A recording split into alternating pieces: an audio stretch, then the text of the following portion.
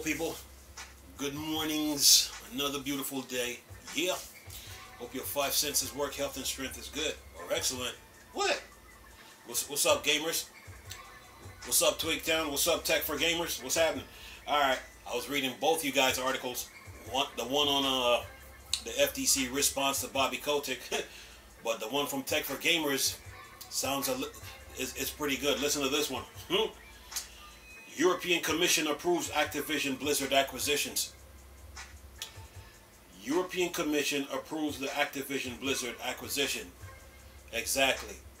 Just because you buy a studio, it does not stop the video game industry from growing. And this is why we have game shows. Yeah, it's about celebrating the achievements in video games, but it's also about networking to form studios.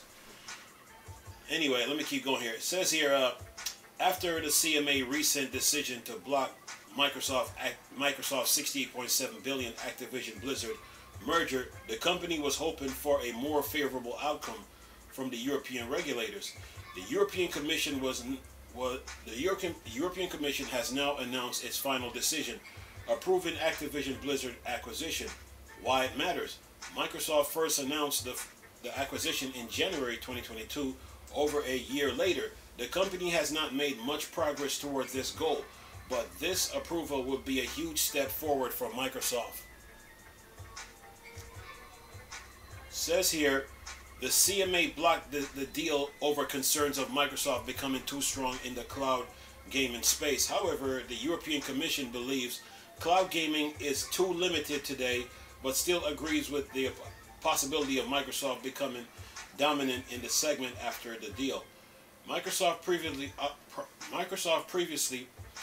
offered remedies to address the concerns, including various decade-long deals with cloud service like Boosteroid, Nvidia, Now, and more.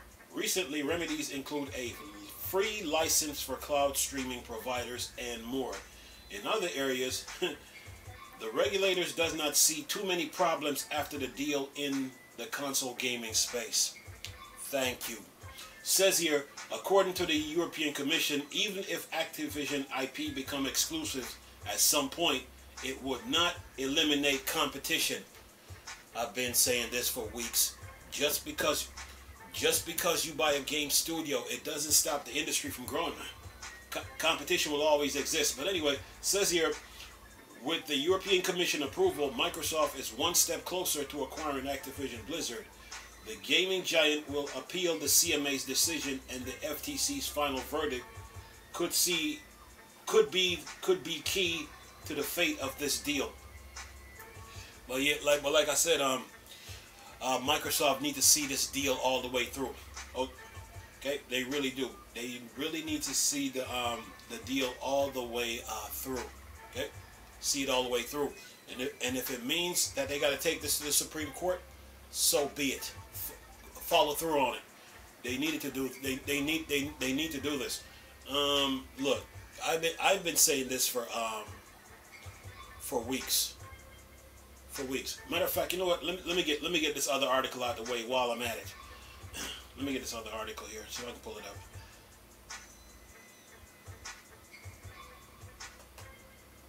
I'm gonna do two articles. Listen to this.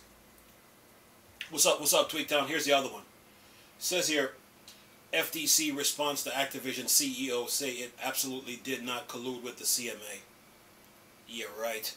Anyway, it says here, sources at the FTC says the U.S. regulator did not discuss the Microsoft merger in meetings with CMA last week. FTC absolutely did not collude with the CMA. It says here, Federal Trade Commission says it has not colluded with any worldwide regulators to stop the Microsoft Activision merger, including the Competition and Market Authority in the UK. Says here, British regulators at the CMA recently blocked the $68.7 billion Microsoft Activision merger on the grounds of anti-competitive effects in the cloud gaming and multi-game subscription segment, leading both Microsoft and Activision executives to respond in specific ways. Activision in particular has delivered eye-opening comments on the decision, going so far as to say that the UK is clearly closed for business. Activision CEO Bobby Kotick recently went on air with CNBC to talk about the merger decision and made comments about recent meetings with FTC Chair Lena Khan and CMA Chief Executive Sarah Cardle.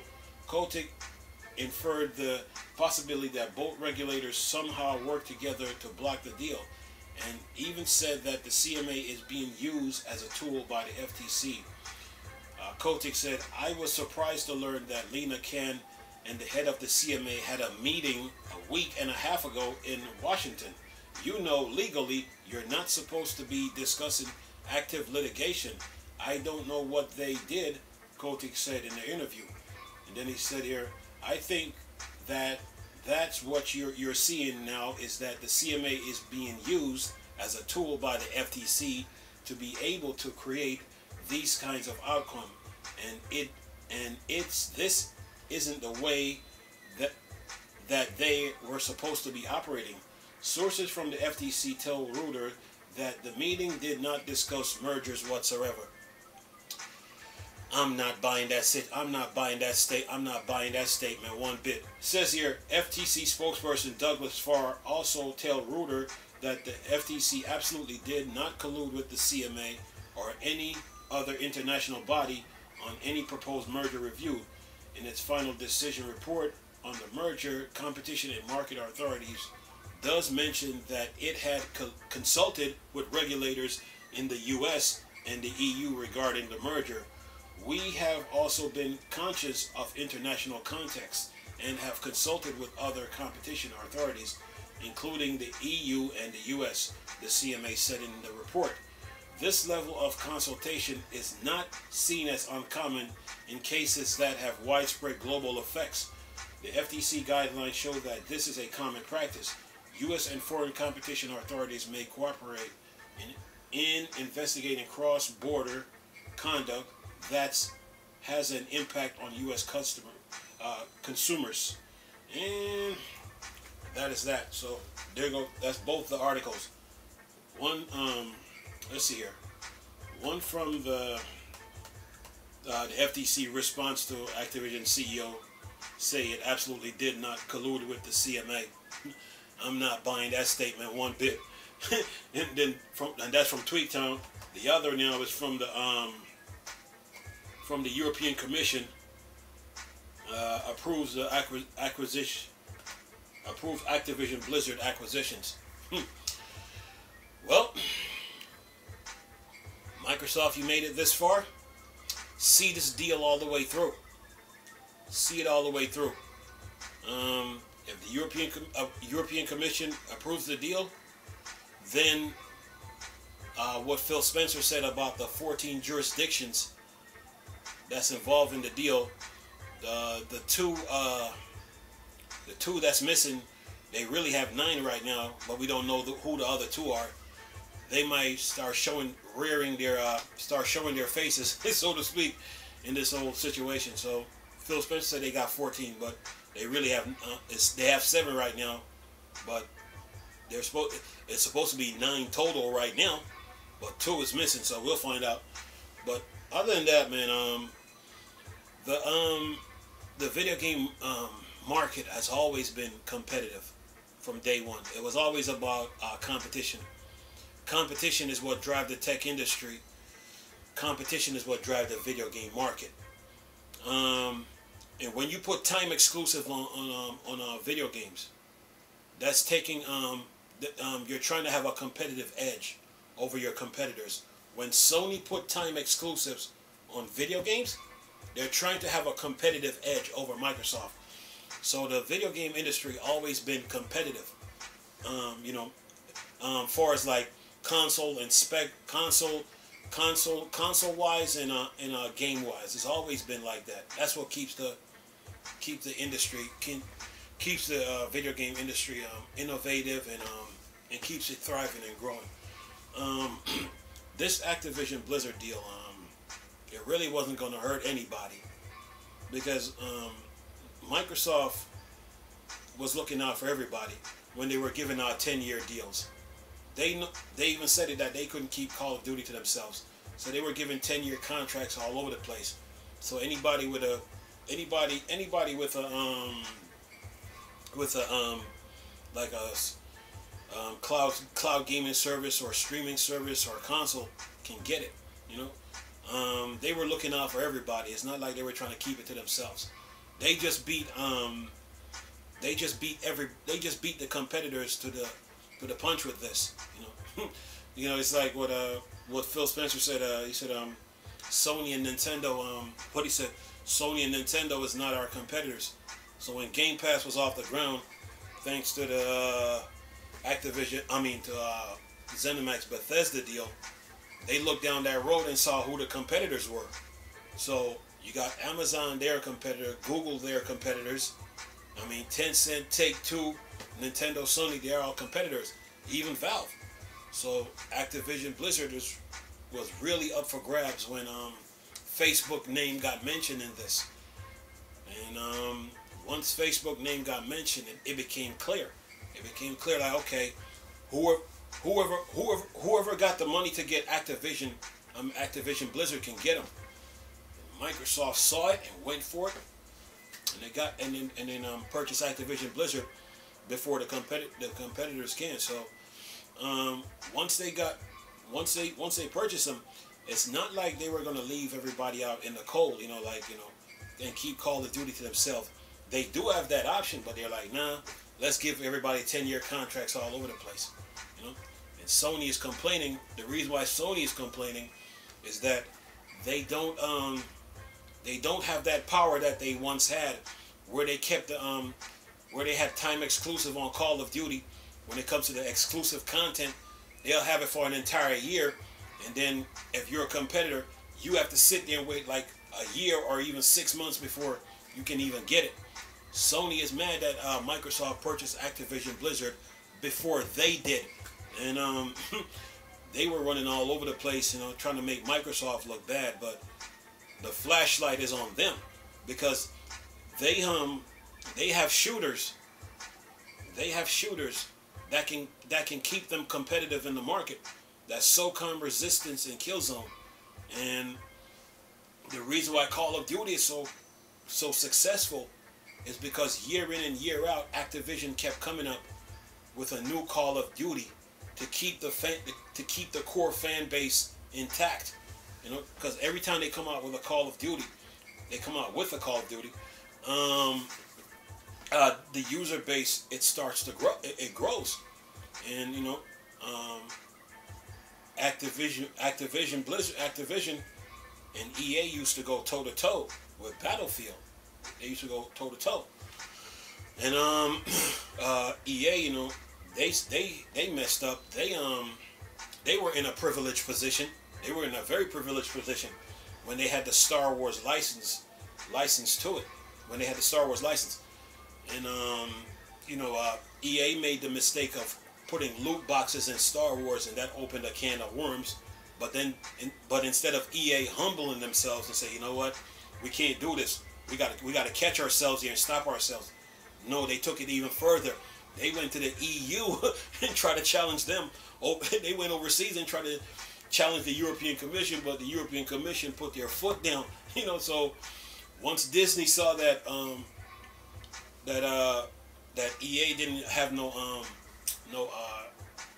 compassion or sympathy, they took the rights away from them. Took the Star Wars rights away from them.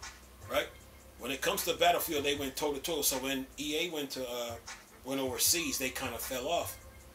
But Activision kept moving with Call of Duty. They dropped a whole bunch of Call of Duty, from Vanguard, Black Ops Cold War, Modern Warfare, and I think another Modern Warfare after that. But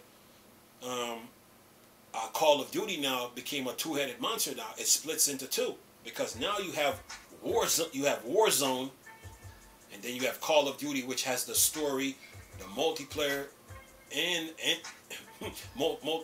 story and multiplayer. So now Call of Duty is a two-headed monster, you know. So Activision have always been consistent with Call of Duty, and consistency is a success in the video game industry.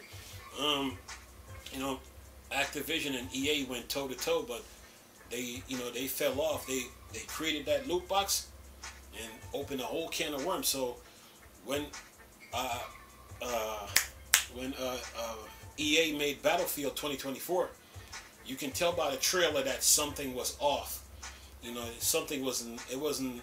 If something was really off, it didn't have the same impact like the Battlefield that they dropped alongside Titanfall 2. So when EA made that Battlefield 2024, they were trying to make up for loss. They were trying to make up for lost time. That's what they were trying to do. But then EA ran into a problem because you had 343 who made Halo, and then the Halo fans, they got mad at 343, so they took it back to the drawing board and they had to fix some things, just like how Rocksteady is doing with Suicide Squad, Killer Justice League. So 343 now, they noticed that EA is trying to build some momentum. So what 343 did was take Halo Infinite multiplayer and cut them off and took that slot and then built and then dropped the multiplayer like around, I think, November the 17th of like 2022 or 2021, one of those years. And then that built momentum for Halo Infinite. But then 343 dropped the actual game on December, I think, the 8th. So EA right now is trying to find themselves, trying to start from the ground up, so to speak. But as far as Activision go, they always been consistent with Call of Duty year in and year out. And this is Activision Blizzard we're talking here. We're talking StarCraft. We're talking World of Warcraft. We're talking Candy Crush. We're talking, I think, what Diablo. So once the problems start happening, instead of letting the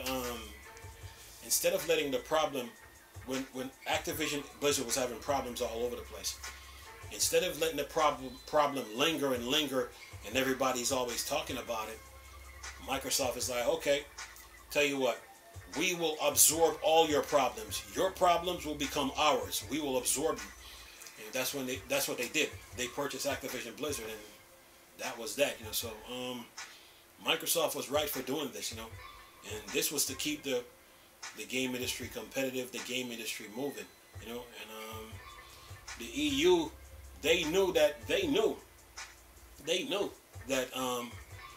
Microsoft purchasing Activision Blizzard wasn't going to cause. It doesn't stop competition from growing. It doesn't stop competition within the game industry. As a console manufacturer, you have to find ways to stay competitive in the market. You have to maintain your competitive edge. And Sony tried to sit there and pretend like, well, we don't like they don't have their own personal shooters to work on. So Microsoft, they did right on this, man. So the game industry will continue to grow after this. But right now they have the EU, they have the CMA and the FTC to battle. So they will they need to see this all the way through. They really do. They need to see this all the way through. And if it means that they have to go to the Supreme Court with this deal, so be it. So be it. Follow through on it. And then keep moving. And the good thing about this is, like, they gave out 10-year contracts to everybody. They gave out 10-year contracts to everybody. I mean, EE, Enware, EE, Ubitus, Boosteroid, Nvidia, and Nintendo. Nintendo has a Call of Duty fan base. Nintendo has a Call of Duty fan base, and it is big. It is big. They've been having a Call of Duty fan base since Call of Duty was on the 3DS, the GameCube, the Wii, and the Wii U.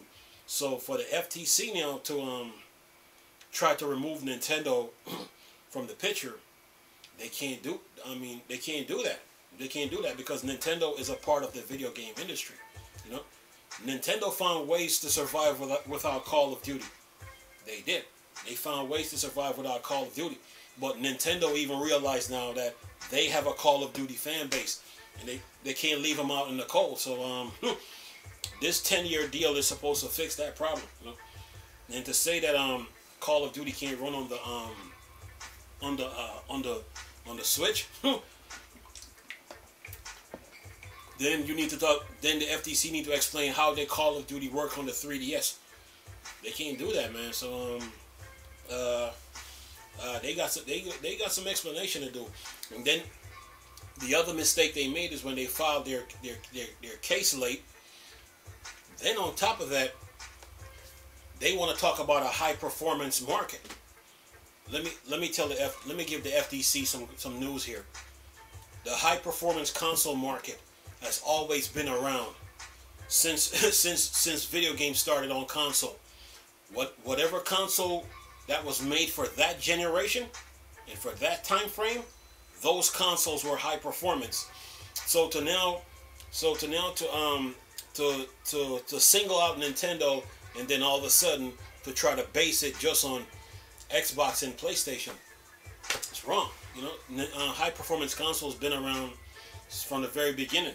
The Neo Geo, the Panasonic 3DO, the Atari Jaguar, the Turbo Graphics, the 8-bit Nintendo, the Super Nintendo, the Sega Genesis, Sega Master System, Sega CD, Sega Saturn.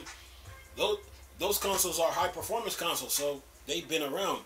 To now make up a story talking about, well, this is based on the high performance console market, the FTC really don't have an argument here. They just made that stuff up to single out Nintendo, but they can't do it. Okay, so if Phil Spencer now, they need to follow through on this. If it means that they got to take this to the Supreme Court, so be it. Follow through. Okay, because if the European Commission can see that this deal is not gonna cause any problems, then why can't the FTC and the CMA? So that means the FTC and the CMA is probably in bed with Sony. That's what this all sounds like now.